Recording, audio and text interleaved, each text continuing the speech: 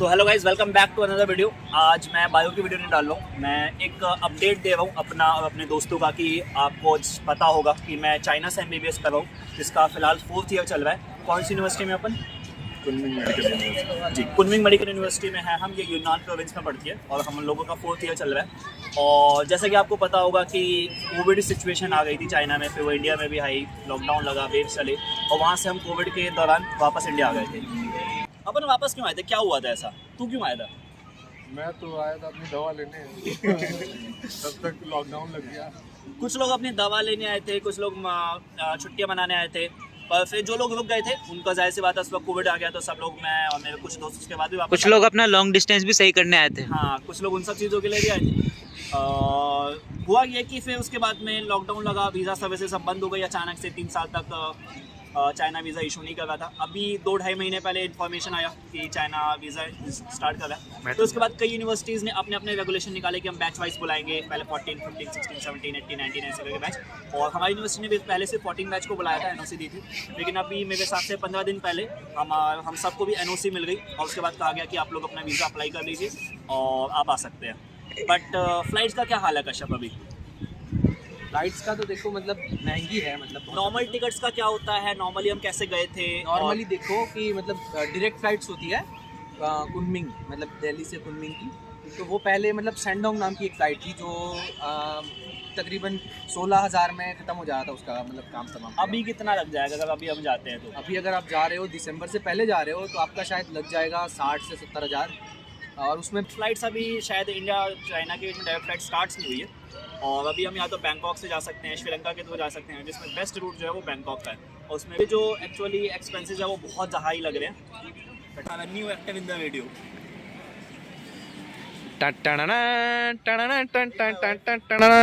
Meet my wife, है ना? मैं ब्राह्मण हूँ पर ये यादव है, हमारे इंडिया कास्ट अलाउड है। हाँ, क्या कहना है आप? मैं कह रहा था कि हम यहाँ क्या करने आए? हम यहाँ क्यों आए? हम यहाँ सिटी में और हमारे साथ कोई नहीं है। हम लेके आए तो ऐसे को लेके आए। दुख है लाइफ में बहुत, बढ़िया, ठीक है। हाँ, फ्लाइट्स का की बात कर रहे थे अपन। फ्लाइट्स की बात कर रहे थे कि वापस कैसे जाना होगा अपन को। हाँ। तो उसमें वही है कि अगर अपन दिसंबर में जाते हैं तो जैसा कश्यप ने बताया 60-70 हज़ार रुपये, और फेब में जाते हैं तो अराउंड 40,000 के। लेकिन वही है कि जल्दी से जल्दी जाने की कोशिश करें अगर आप क्वारंटीन का क्या सीन है फिलहाल? अलग अलग यूनिवर्सिटी का अलग अलग क्वारंटीन चल रहा है। सेंट्रल क्वारंटीन तो 5+3 का है, बट हमारी यूनिवर्सिटी का क्या कहना है?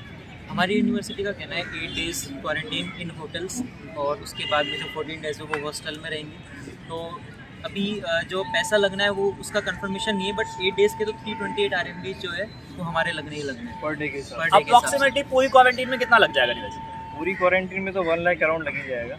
वैसे देखा है तो 75 to 80 हो जाना चाहिए, मगर जिस तरह चल रहा है उसके हिसाब से 1 लाख तो अराउंड हो ही जाएगा। मतलब ये मान के चलो 1 लाख का आपका क्वारंटीन का। कोऑर्डिनेटर ने कहा है कि इन हैंड 1 लाख लेके ही आना है। 1 लाख रुपीज़ 10,000 RMB, है ना? उसमें मेडिकल टेस्ट होगा और मील होगा और होटल होगा, सारी चीज़ें इंक्लूडेड है। 1 लाख रुपए क्वारंटीन मान लो और फ्लाइट का एक्स्ट्रा जो लगेगा वो 10,000 लगेगा। RMB जो फ्लाइट है टिकट वो हटा लेके के, आना है। वीज़ा फ्लाइट सारी चीज़ें हटा के। आज VFS गए थे। ये शिवाजी स्टेडियम है, इसके सबसे पास में पड़ता है मेट्रो स्टेशन। मैं एडवाइस करूँगा कि आप लोग अगर आए तो सीधा मेट्रो स्टेशन से आइए। अगर आप बस से या टैक्सी वगैरह से आएंगे ना तो आपको एडिशनल लाइन में आना पड़ेगा। एयरपोर्ट एक्सप्रेस लाइन है, उससे सीधा है। अभी हम लोग आए थे, वहाँ पे कुछ प्रोसेस हुए। क्या हुआ बताओ? हुआ कुछ ऐसा था, कॉलेज ने हमारी NOC भेजी थी। उसके बाद फिर जो हमारी मैडम है, हमने उनसे पूछा था कि हम रिटर्न के लिए अप्लाई कर सकते हैं क्या। तो उन्होंने बोला हाँ आप कर सकते हो। तो हमने अपना अपॉइंटमेंट के लिए अप्लाई किया, फिर हमने अपना अपॉइंटमेंट लेटर लिया था। उसमें अपॉइंटमेंट फॉर्म में क्या क्या डिटेल्स है? ज़्यादा कॉम्प्लिकेटेड था क्या वो? कॉम्प्लीट बिल्कुल नहीं था, बिल्कुल हेक्टिक नहीं था। मेरी अपॉइंटमेंट 1 से थी, तो हम लोग को 10 मिनट पहले एंटर करना था। उसमें कवरिंग लेटर पे सारा डॉक्यूमेंट दे रखा है, बस वही चाहिए था और कुछ भी नहीं। और ओरिजिनल तो कुछ भी नहीं मांग रहे थे, जेरॉक्स से काम चल जा रहा था। और ये कह रहे हैं कि ओरिजिनल NOC चाहिए, नहीं, ऐसा कुछ नहीं है। उसमें कई लोग का black and white print out तक चल जा रहा था, कलर प्रिंट आउट की भी ज़रूरत नहीं पड़ रही थी।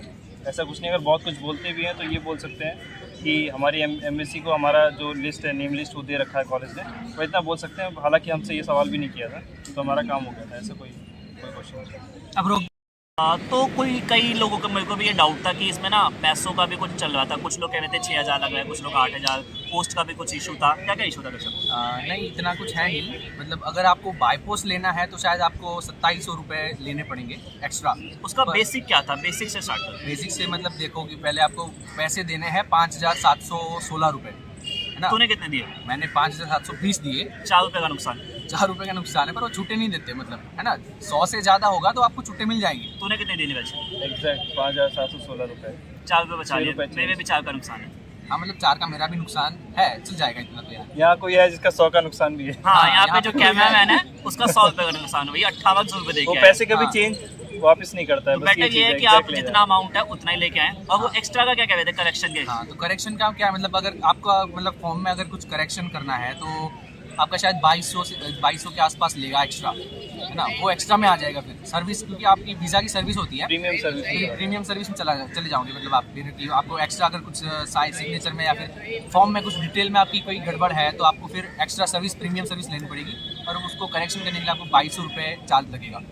मतलब आपके फॉर्म में कुछ भी गड़बड़ है, इवन आपने एड्रेस में एक स्पेलिंग मिस्टेक कर दी, कॉमा कुछ भी छोटी सी छोटी पे मिस्टेक है, छोटी से छोटी आपने वहाँ पे कुछ भी, तो उसके एक एक्स्ट्रा चार्ज लगेगा, वो 2200 रुपये है।